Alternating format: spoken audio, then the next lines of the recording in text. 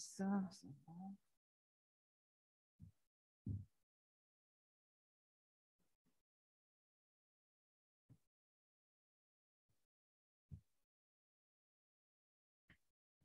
Bon matin. Alors, je veux souhaiter encore bienvenue à tout le monde. Là que je suis en avant, je peux en profiter aussi pour souhaiter la bienvenue aux gens sur Zoom. Émile m'a dit que Martine est encore à l'hôpital. Donc, je vais prendre quelques instants pour prier pour elle avant de débuter, si vous le voulez bien. Seigneur, tu es un Dieu tellement puissant et en même temps, tu es un Dieu de compassion qui veut guérir, qui veut sauver. Alors, Seigneur, on veut te confier Martine qui est encore souffrante à l'hôpital. On te demande de lui permettre qu'elle ait les soins qu'elle a besoin. On te demande, Seigneur, de prendre soin, de guérir ses maux. Et on te prie, Seigneur, que tu puisses la réconforter, lui parler dans son cœur, qu'elle puisse vraiment goûter ta présence, qu'elle puisse reconnaître à quel point que tu désires faire partie de sa vie là, au quotidien. Alors, c'est dans le beau nom de Jésus qu'on t'a pris ce matin. Amen. La réflexion de ce matin, c'est suite à tout le travail qu'on est en train de faire sur la vision. Tantôt, on vous a dit que dimanche prochain, on va vous la présenter. On présente dans le but d'avoir vos commentaires, vos réflexions là-dessus, vos questions. J'ai 3 copies papier ici. Vous allez recevoir par courriel. Donc, c'est les papiers, c'est pour ceux et celles qui ne peuvent pas imprimer ou qui n'ont pas les courriels à la maison. Préparez vos questions. Préparez vos commentaires. On veut. Une vision, ça sert à quoi? Ça sert à dire où est-ce qu'on s'en va. Alors, si on veut aller à Montréal, on prend un chemin. Si on veut aller à Mont-Laurier, c'est un autre chemin. Donc, avant de savoir comment on va se rendre, il faut toujours bien savoir où est-ce qu'on s'en va. Donc, c'est la question de discerner là où Dieu nous appelle, ce qu'on croit. Donc, on a besoin de la part de tout le monde pour discerner et valider ou non cette vision. Alors voilà, ce matin, j'aimerais vous partager avec vous quelques réflexions sur Jean 15, versets 5 à 17. C'est un texte.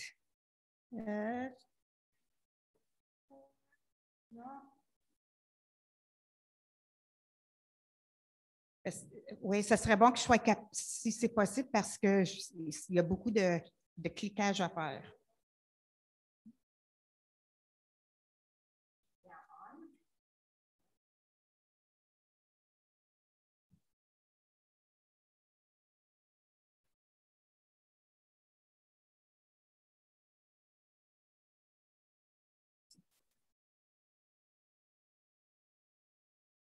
Ah non? Ah, okay.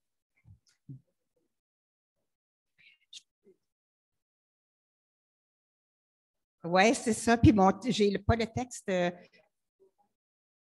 Ah, peut-être, hein? Alors, en fait, ce texte-là, ça part avec Jésus qui dit à ses disciples, « Je suis le cep et vous êtes les sarments. » Merci, merci beaucoup. Alors, nous, ici au Québec, on est plus familier avec des pommiers qu'avec des vignes. Donc, j'ai pensé au point de préciser que le cep, c'est le pied de la vigne et les sarments, ce sont les branches. Puis moi, je pense vraiment que si Jésus avait vécu au Québec, il aurait parlé de pommiers. Bon. Vous êtes oui, c'est ça, je suis le tronc, vous êtes les arbres, puis vous allez produire des pommes. Donc, Jésus dit ceci, « Je suis le cep, vous êtes les sarments. Celui qui demeure en moi et en qui je demeure porte beaucoup de fruits, car sans moi, vous ne pouvez rien faire. Si quelqu'un ne demeure pas en moi, il est jeté dehors comme le sarment et il sèche. Puis on ramasse les sarments, on les jette au feu et ils brûlent. » Alors, on voit l'importance de demeurer, hein? Oups. Oups, je recule, excusez. « Si vous demeurez en moi et que mes paroles demeurent en vous, demandez ce que vous voudrez et cela vous sera accordé. » Donc, demeurer veut dire qu'on peut demander parce que ça va être en fonction de demeurer en Christ. Et on va en parler un petit peu plus loin.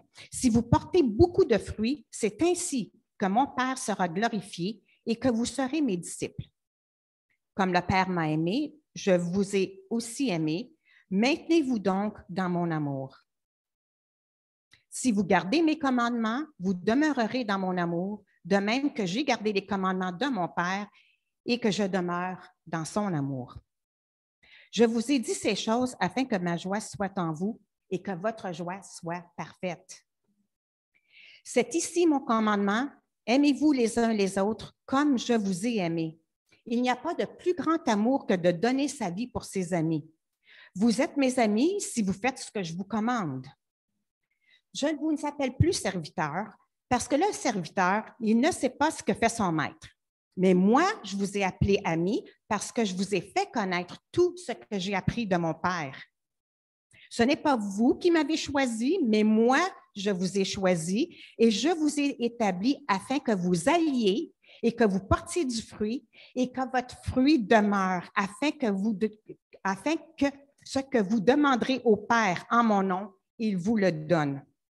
Ce que je vous commande, c'est de vous aimer les uns les autres. Vraiment un beau texte qu'on connaît. Il y a encore là, comme dans n'importe quel texte, il y a tellement d'éléments, mais j'ai choisi ce matin de parler de 3 impératifs qu'on retrouve dans le texte. Demeurer, porter du fruit et aller. Demeurer. Le texte dit, le premier verset, le verset 5, « Celui qui demeure en moi et en qui je demeure porte beaucoup de fruits, car sans moi, vous ne pouvez rien faire. » Demeurer. J'aime ça, ce mot-là. Demeurer, la première chose à laquelle je pense, c'est chez nous. Bon, chez moi, je suis dans mon confort, je suis dans ma bulle, je suis dans mes choses. Mais là, on parle de demeurer en Christ, de demeurer attaché en Christ. Rester. Continuer d'être dans un certain état, persister, être persévérant. Donc, l'idée d'être connecté, d'être vraiment branché sur pas n'importe quoi, mais sur qui? Sur Jésus. Le texte nous dit que demeurer, c'est... Oups, là, je pense que je l'ai sauté un. Ah, il m'en manque. Bon. C'est de se nourrir de sa parole. Je suis désolée, je ne sais pas pourquoi ça n'apparaît pas. Se nourrir de sa parole. Donc, au verset 7, ça dit « Si vous demeurez dans ma parole ». Ce que ça dit, c'est pour demeurer, il faut nourrir la sève qui passe du tronc aux branches. Ça nourrit. Donc, la parole nous nourrit, bien sûr. On apprend à connaître qui il est, qui on est à ses yeux. On apprend c'est quoi sa volonté. C'est aussi se maintenir dans son amour. On l'a chanté tantôt, comment Dieu est bon, et on doit se le rappeler constamment. Dans Éphésiens 2, on dit d'être enraciné et solidement fondé dans l'amour de Christ. Pourquoi? Parce que c'est là qu'on a tout. On a tellement besoin d'être réconforté, d'être solidifié, d'être guéri, d'être soulagé. Et le seul qui peut faire ça, c'est Jésus. Alors, si on demeure et on se maintient dans son amour, on est bien solide. Et ça nous permet d'obéir à ses commandements. Comme on a lu au verset 10, « Si vous gardez mes commandements, vous demeurerez dans mon amour. » Quand on comprend qui il est, quand on réalise à quel point il nous aime, à quel point il veut notre bien, nous transformer, on l'obéit avec joie et reconnaissance. Alors, pourquoi demeurer? On lui a répondu partiellement, mais le texte nous dit, j'ai tous des sous-points, mais ils n'apparaissent pas. Pourquoi demeurer? Parce que sans lui, on ne peut rien faire. Une branche tout seul, là, avez-vous déjà vu ça? Une branche tout seul qui fait du fruit, une branche de pommier qui fait des pommes tout seul? Ben non. Puis, à part de ça, là, une branche, d'un sens, là, ça ne peut pas décider de se détacher tout seul. Mais nous, par contre, on peut se détacher. Et on peut se détacher tranquillement sans même s'en rendre compte. Mais on demeure parce qu'on reconnaît qu'on porte le fruit, mais on ne le produit pas nécessairement.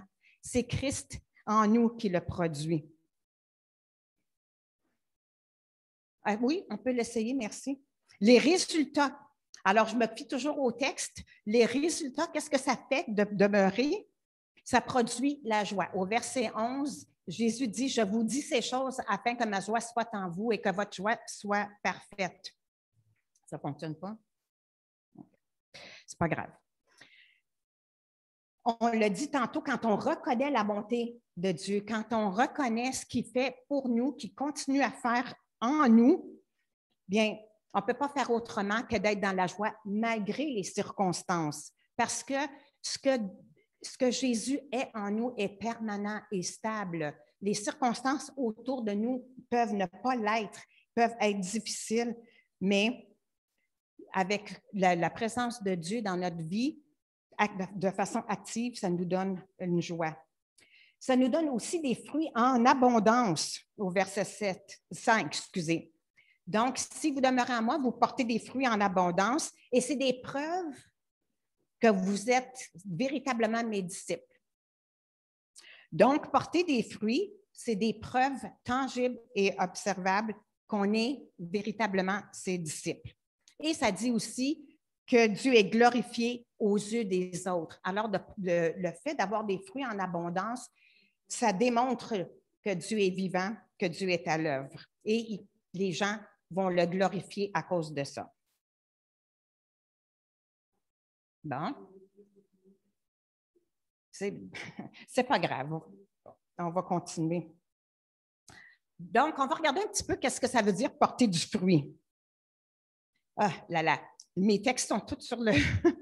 mes versets sont sur le diapo. OK. Encore? Oui, encore. Jusqu'à porter du fruit. Good. Si moi je le fais, ça fait-tu? Oui, OK. Oui, merci. OK, fait que si je fais ça, all right, merci. Youhou! Quel fruit? Quel fruit? Bon, quelques exemples de fruits. Matthieu 3,8, produisez, ça c'est Jésus qui dit ça aux pharisiens, produisez plutôt pour fruit des actes qui montrent que vous avez changé. Alors, on parle ici de comportement. Comportez-vous pour montrer que vous avez changé. La nouvelle vie en Christ nous appelle à apporter des changements tangibles. Philippiens 1, versets 9 à 11. Et voici ce que je demande dans mes prières, dit l'apôtre Paul, c'est que votre amour gagne de plus en plus en pleine connaissance et en parfait discernement pour que vous puissiez discerner ce qui est important. Ainsi, vous serez purs et irréprochables au jour de Christ où vous paraîtrez devant lui chargé d'œuvres justes. Ce fruit que Jésus-Christ aura produit en vous à la gloire et à la louange de Dieu. Et on voit ici les mêmes éléments. Le fruit que Jésus produit en nous à la gloire de Dieu. Et ici, on parle d'œuvres, donc de faire des choses pour l'autre, pour les autres, des œuvres justes. Et le fameux verset qu'on connaît vraiment bien dans Galates 5, 22, qui dit, mais le fruit de l'esprit, c'est l'amour, la joie, la paix, la patience, l'amabilité, la bonté, la fidélité, la douceur, la maîtrise de soi. Quand je lis ça, je n'ai pas de difficulté à me souvenir que ce n'est pas moi qui produis ça. J'y arrive vraiment pas. J'y arrive vraiment pas. Je ne peux pas faire ça sans l'Esprit de Dieu en moi. Donc, ça, c'est encore là des fruits tangibles. Mais il y a un autre fruit aussi. Alors oui, c'est vrai, ça parle d'attitude, de disposition du cœur, donc des choses intérieures, mais qui s'extériorisent par des comportements. Parce que je ne peux pas être patiente juste parce que je suis toute seule chez nous. Je suis patiente parce que je suis en relation avec quelqu'un.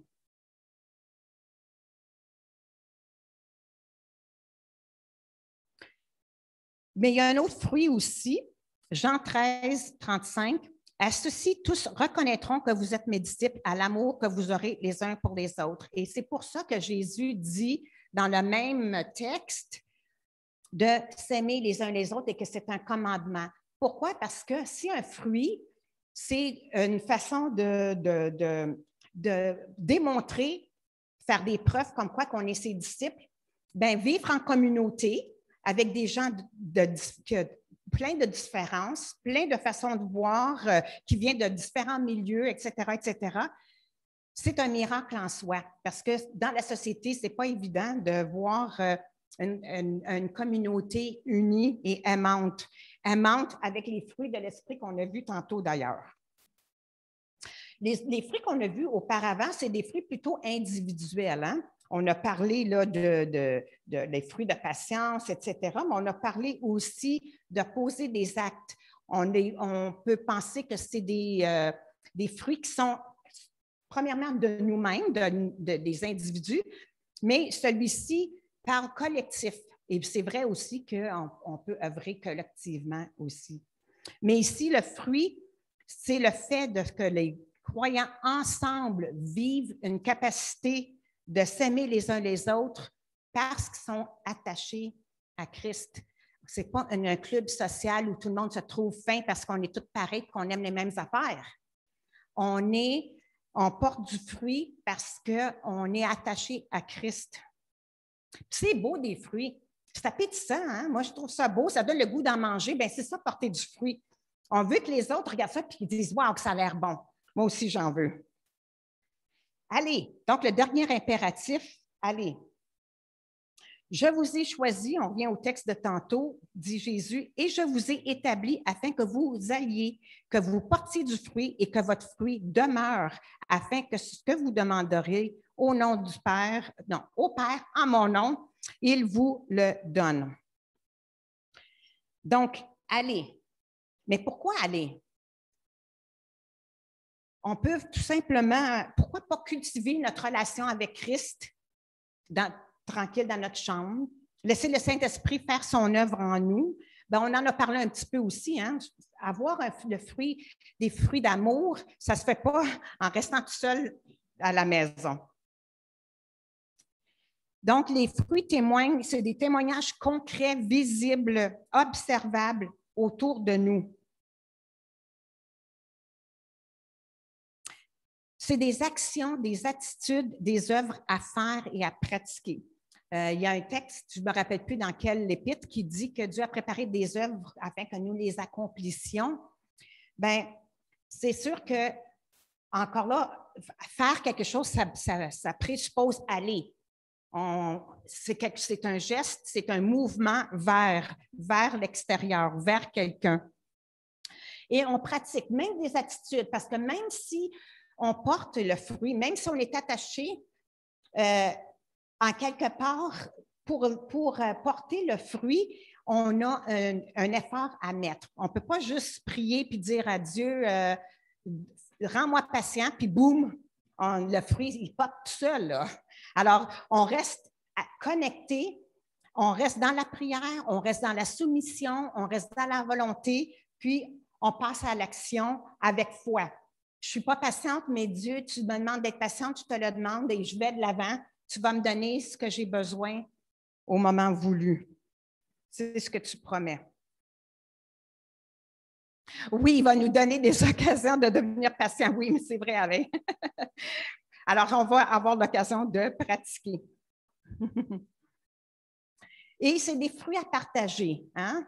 Comme j'ai dit, si on va vers pour faire des œuvres, pour avoir des attitudes et des comportements aidantes, des œuvres de justice, bien, c'est pour offrir.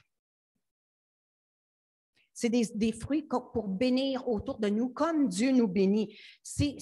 On reconnaît tellement comment Dieu nous accompagne, nous fait du bien, nous bénit. On ne peut pas faire autrement que de vouloir le partager à d'autres.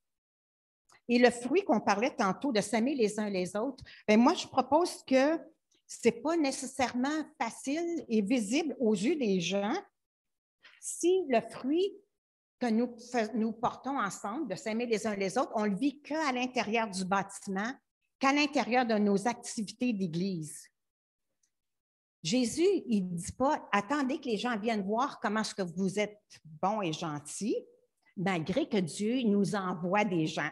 C'est évident, il l'a fait, il va le faire, il va continuer à le faire. Et ça, c'est lui qui fait son œuvre dans ce sens-là. Mais ce qu'il nous demande à nous, à part d'être reconnaissant que Dieu nous envoie des gens, c'est d'aller. Je pense à quand on fait notre épluchette de blé d'Inde, le fait que les gens nous voient en action, nous voient comment on se coordonne, puis qu'on fait, on fait ça avec amour, avec accueil, on veut faire du bien, ça s'apparaît dans notre efficacité, dans notre façon d'accueillir, dans nos échanges, etc. Ça, c'est aussi un fruit visible à l'extérieur. Donc, aller, ça implique qu'on ne peut pas juste faire ce témoignage-là les uns avec les autres à l'intérieur de nos activités d'Église nécessairement. Ça ne l'exclut pas, bien sûr. Aller, ça fait aussi penser à ce fameux verset dans Matthieu 28, 18 à 20 qui dit, à la fin, quand Jésus, après sa résurrection, quand il vient pour quitter, Jésus s'approcha d'eux, les disciples, et leur parlant ainsi. « J'ai reçu tout pouvoir dans le ciel et sur la terre.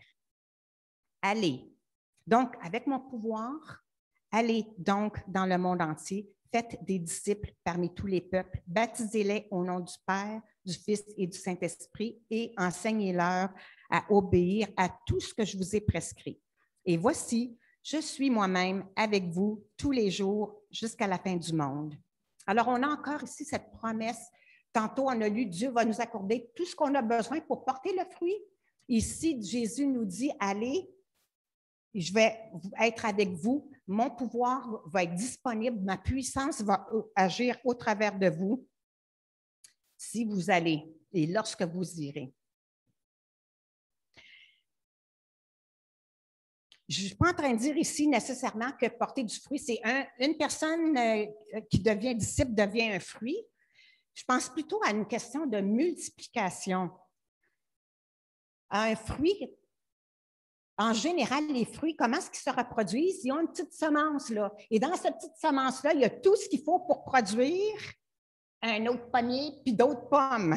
C'est vraiment extraordinaire.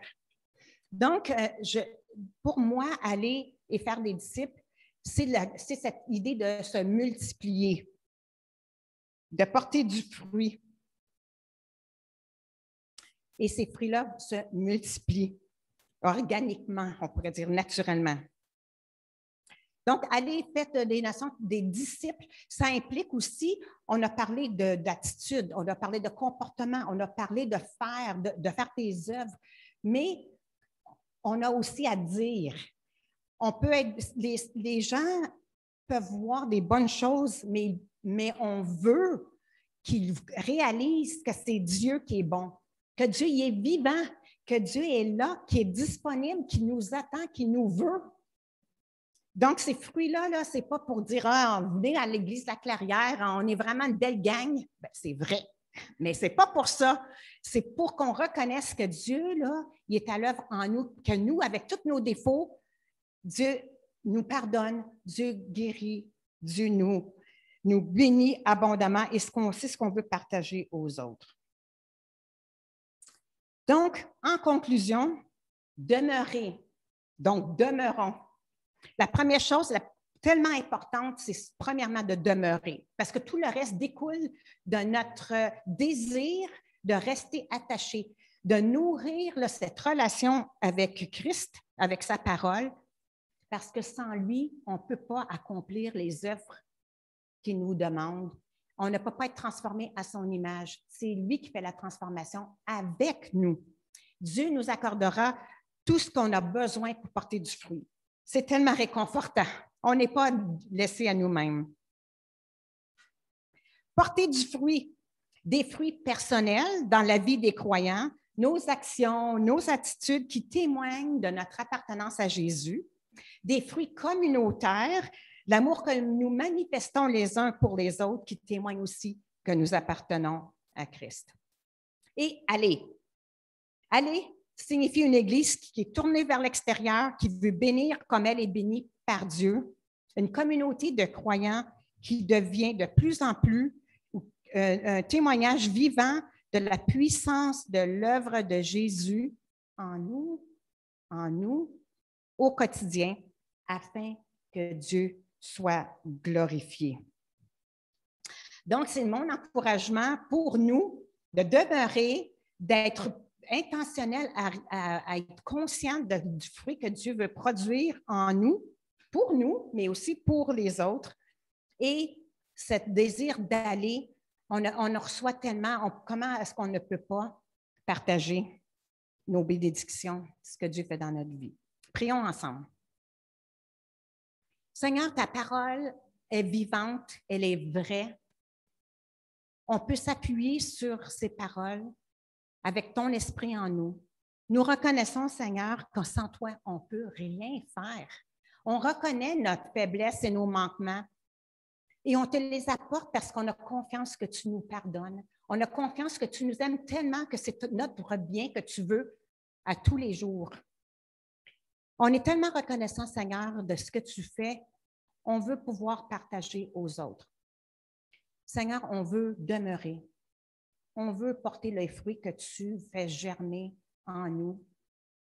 Et on veut aller là où on est, là dans notre situation.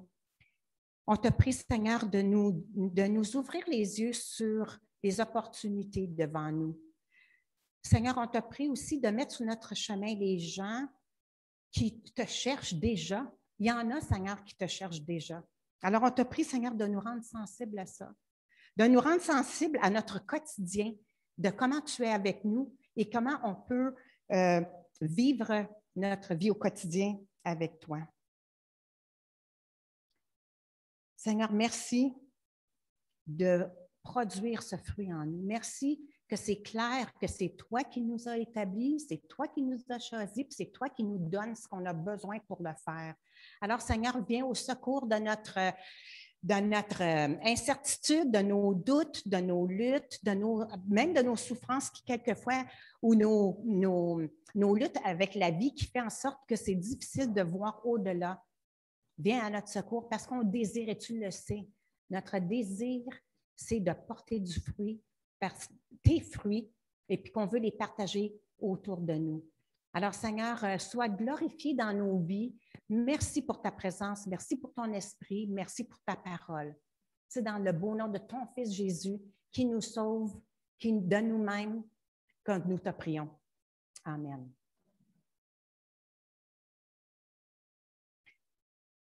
Merci beaucoup. Alors, je vais laisser le mot de la fin pour notre équipe de louanges.